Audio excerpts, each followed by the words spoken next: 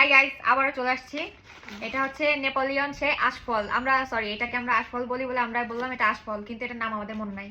ঠিক আছে, এটা হচ্ছে অনেক বেশি মিষ্টি, আমরা খেয়ে আনছি। এখন আবার আপনাদের সামনে রিভিউ দেওয়া যাক।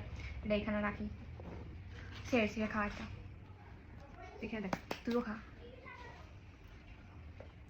আমার বোন আছে কিটা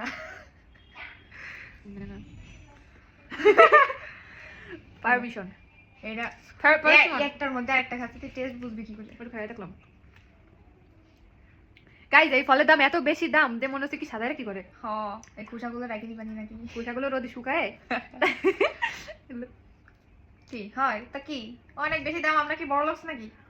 এই খোসাগুলো দিয়ে ফেস প্যাক বানাতে এই যে ভালো করে দেখেন, ভালো করে মিষ্টি। এই যে আমার চোখের জায়গাটা লাগাই দিলাম, আমি চোখে দেখতে যাতে মার্কেটে যে ফল দেখে চিনতে পারেন ভালো করে। এটা কিন্তু আমরা খুলনা থেকে কিনেছি কি হয়ে গেল কথা? কিনেছি